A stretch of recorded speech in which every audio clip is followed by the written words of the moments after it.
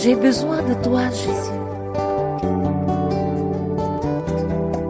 Dans les moments de souffrance, Jésus, c'est ton nom que j'appelle. Dans les moments d'allégresse, Jésus, c'est ton nom que j'appelle. Jésus est, Jésus est, Jésus est, Jésus est. Le cœur des filles qui sont encore demoiselles. Alléluia. Je me suis vue une soeur là hier là. Elle m'a dit non. Je travaille, j'ai tout ce qu'il faut pour acheter tout ça là. Je vis bien. Je suis très bien. En tout cas, elle était. En tout cas, ces bijoux, c'était les bijoux qui coûtent des centaines de mille. Alléluia. Elle a tout ce qu'elle veut. Elle est avocate. Elle est docteur au droit. Alléluia. Elle dit qu'elle est fatiguée. Tout le temps, oh, tu t'es mal dit quand? Oh, tu as fait des études. Oh, tu t'es mal dit quand? Je lui dis pardon. Ça là, l'affaire là, je suis fatiguée d'entendre ça. Alléluia. S'il y a un magasin quelque part, hein, là où on peut trouver un homme, hein, ils sont approchés comme ça, on rentre dans le magasin aussi, le chèque. En tout cas, ça ce serait facile. Mais j'ai dit à cette soeur que moi là, je ne peux pas aller m'embrouiller pour faire plaisir à quelqu'un. Alléluia. On ne se marie pas pour faire plaisir au public. Et d'abord, les prêtres qui vous ont bénis pendant les années, les siècles, là, ils étaient mariés. Hein? Pourquoi ne fait pas la guerre aux prêtres? Parce qu'ils sont célibataires. Il n'y a que dans les églises. Pourquoi? Parce que les gens, parce que, vous savez, un homme qui a l'habitude de tromper sa femme, il va penser que lorsque sa femme sort, c'est aussi pour tromper. Alléluia. Amen. Ceux qui combattent quelqu'un qui est célibataire, qui prêche l'évangile, c'est parce que ses pensées sont tordues. Tes pensées sont malsaines, elles sont tordues. Parce que les prêtres nous ont bénis, nous ont enseigné pendant les siècles.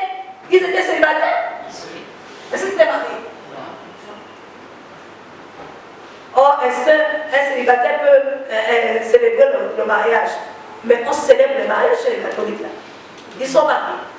Combien de fois personne ne fait le sitting chez les catholiques pour dire que non, voici, hein, arrêtez, les prêtres ne doivent plus célébrer le mariage parce qu'ils ne sont pas mariés. Mais c'est dans les églises, il y a des faux combats. Ce sont des faux combats. C'est pour distraire les gens et faire perdre le temps. Alléluia. Ça se fera au temps marqué et voulu par Dieu. Amen. Alléluia. Amen. Combien de fois tu as brisé le cœur d'un frère et d'une soeur parce qu'il y a une situation qui était bizarre? Bien aimé, je dis souvent que si tu ne peux pas arranger, reste tranquille, ne touche pas. Si tu ne peux pas consoler un frère ou une soeur, ne. Tu vois un frère qui cherche son travail. Si tu ne peux pas faire quelque chose pour donner du travail au frère, ferme ta bouche, laisse-le chercher son travail. Je me dis, oh frère, depuis que tu as l'église en toi, toi aussi tu ne fais rien. Ta parole n'encourage pas, ça brise le cœur de ton frère. Tu ne sais pas comment la personne se sent lorsqu'elle dort. Si tu ne peux pas consoler, si tu ne peux pas aider, reste loin. En restant loin la prise, si tu ne peux pas prier, tais-toi, reste comme ça. C'est mieux. Alléluia. Donc, Dieu, lorsque nous avons le salut, nous devons être guéris. Guéris de toute blessure. Ton cœur doit être guéri. Ça veut dire plus de rancune dans le cœur. La dispute ne plus quand vous étiez petite à la maison. Vous êtes petite avec ta grande soeur. peut-être 12 ans, 15 ans, ou bien 10 ans, tu as gardé ça. Jusque maintenant. Papa m'avait grondé à cause de toi. En 1986, c'était un mercredi. Maman m'avait tapé à cause de toi. Vous savez déjà, on est en 2020, depuis 1986. Tu as encore ça. Dis c'est la sorcellerie.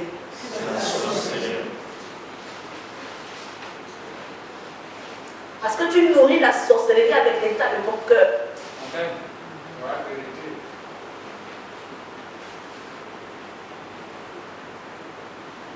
Mais ce matin, Dieu te dit qu'il envoie sa parole pour guérir ton cœur brisé. Tu ne dois plus sortir de ces lieux. Tu ne vas pas traverser 2020 pour 2021 avec les archives dans le cœur concernant quelle que soit la personne.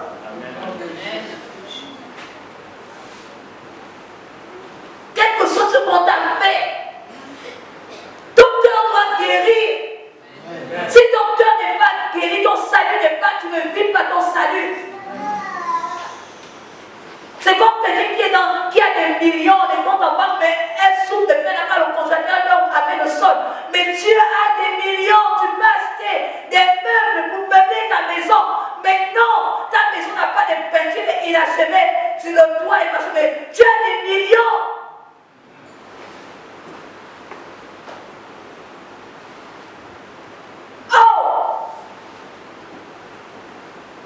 Si vous passez devant la maison par exemple, on va prendre un ministre, mais il est dans une maison en planche. Qui dit maison en planche, qui fait check comme ça, quand il dort, on voit les orteils. Les rats viennent laver les assiettes. Qu'est-ce que vous allez dire? C'est-à-dire que ce n'est pas normal. Et pourtant, il a de l'argent. Comment est-ce que... Mais c'est ce qui se passe pour les chrétiens. Mais ce n'est pas normal. Comment le chrétien peut encore avoir un cœur brisé en 1000 morceaux comme ça et pourtant le chrétien a le salut? Comment?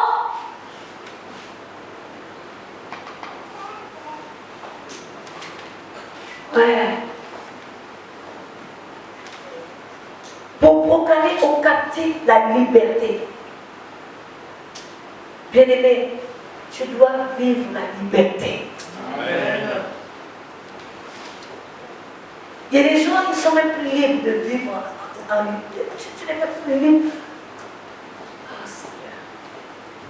Alléluia. Tu n'es même plus libre de tes pensées. Quand tu peux même penser aux bonnes choses, tu penses à ce qu'on t'a fait. Tu essaies de penser que non, bon, je vais faire la liste, vraiment la liste des courses de la maison, pas. Voilà la pensée de ce que ton mari t'a fait bien maintenant. Non, tu laisses. Tu commences à dire. Non, vraiment, ce qui m'a fait là, vraiment. L'heure passe. 3 heures de temps, tu es sur cette pensée. Après tu dis, oh non, peut-être le temps passe, je vais. Il y a encore à mettre la liste. Oh bon. Je pense que c'est que sa mère m'avait dit là vraiment. Tu n'es pas libre. Tu n'es pas libre dans ta tête. Quand tu essaies de penser aux bonnes choses, les mauvaises choses viennent t'empêcher d'accomplir ceux qui sont bonnes.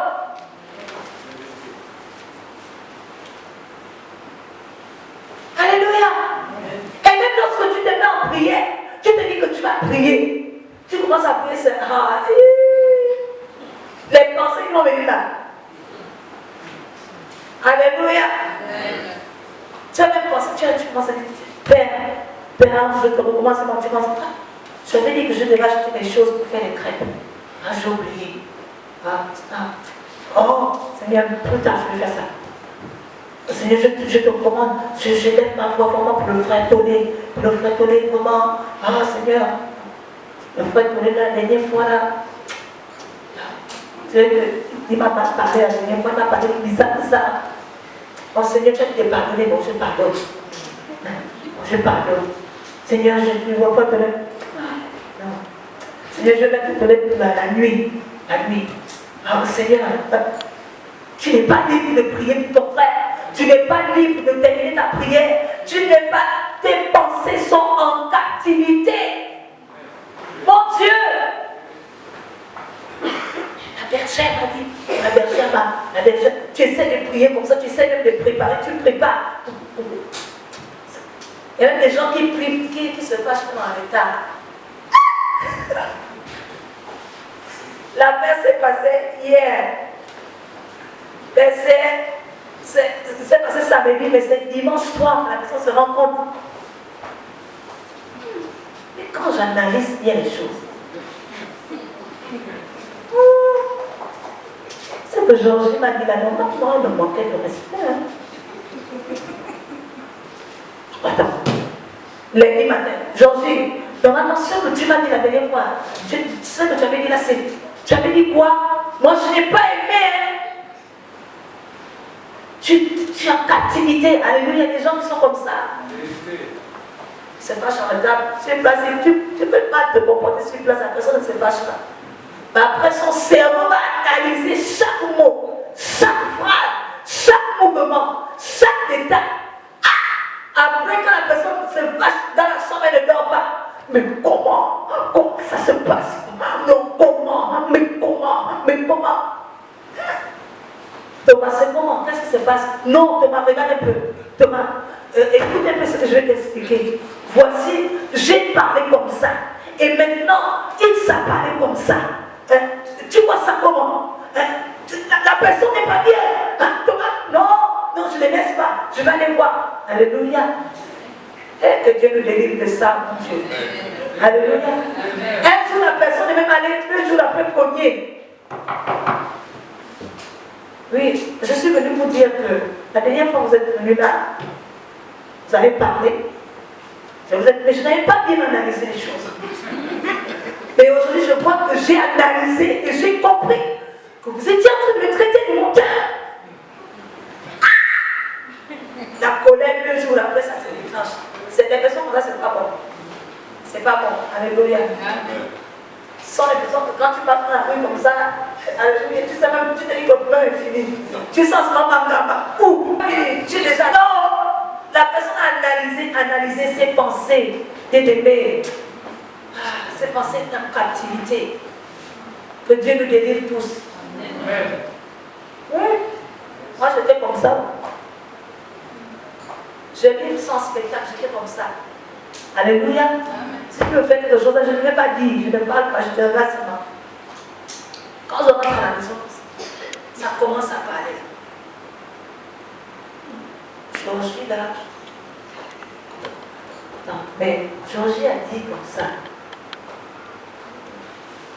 Thomas, tu penses quoi de cette déclaration-là? Alléluia. Georgie a déjà oublié. Et Georgie ne s'est même peut-être pas rendu compte.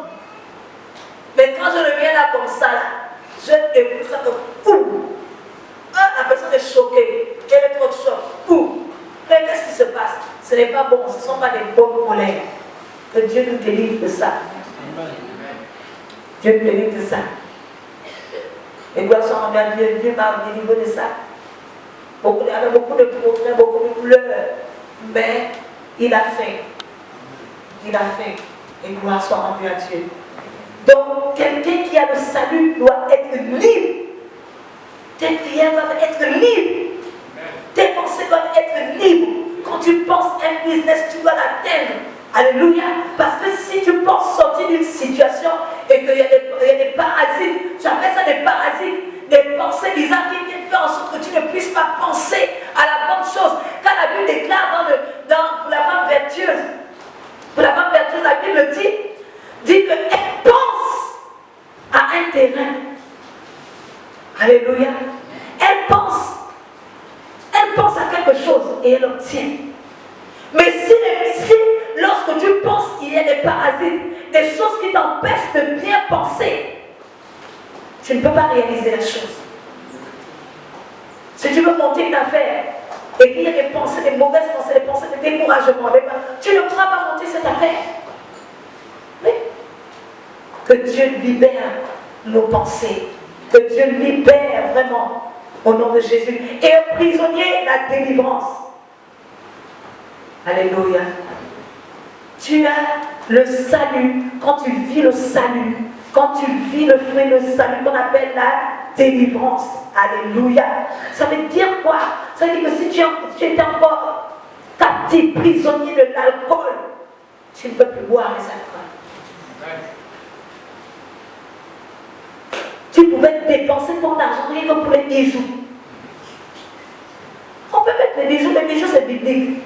Ceux qui disent que les bijoux c'est biblique, il faut voir dans l'Ancien Testament comment Dieu dit. Ah là là. Quand Dieu se fâche contre Jérusalem, il dit, je vais t'enlever tes bijoux. Pourquoi? Parce que les bijoux, c'est l'honneur, c'est la beauté de la femme, les bijoux. Pourquoi Dieu dit, je vais enlever tes bijoux? Je vais enlever le bracelet que tu as à la cheville. Hein?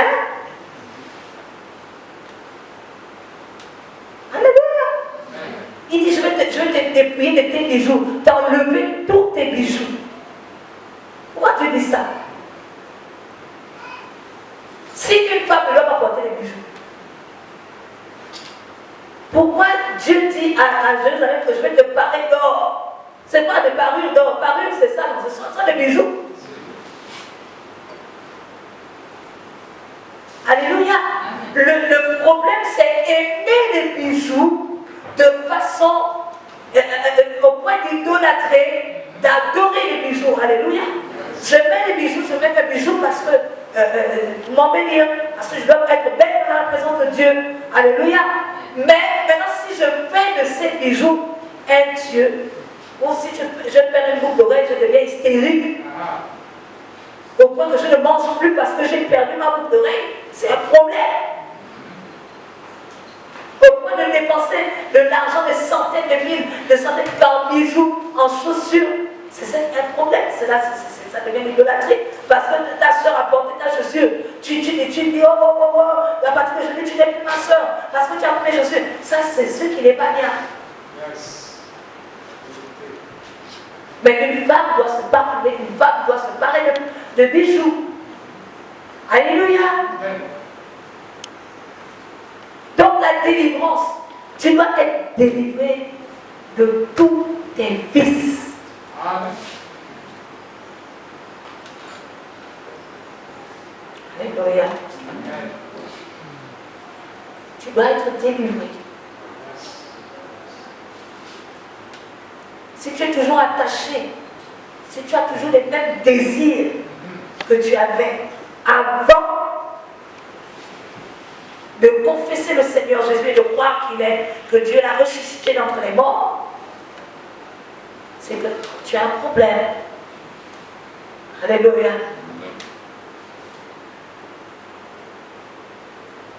Et nous devons vivre la délivrance. Le salut veut dire que tu dois être délivré. Tu ne dois plus t'envoler la nuit quand tu dors. Tu n'es pas Superman. Ce n'est pas Superman ou bien, je ne sais même pas, Superwoman, je ne sais même pas trop. Ce n'est pas Batman. C'est la sorcellerie. Si tu rêves que tu t'envoles, tu as confessé Christ et tu crois qu'il est ressuscité dans les morts, mais tu continues à t'envoler.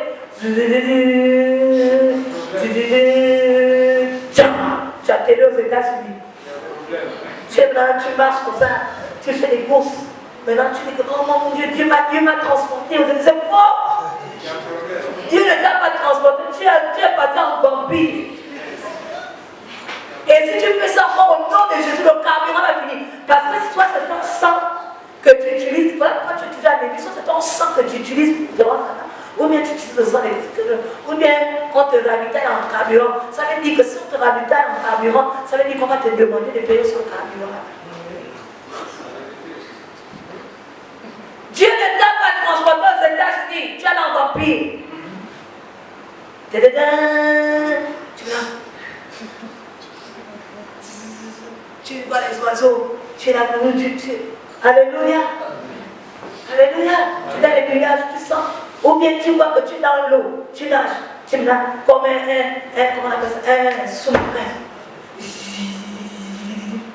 dit, tu vois les poissons.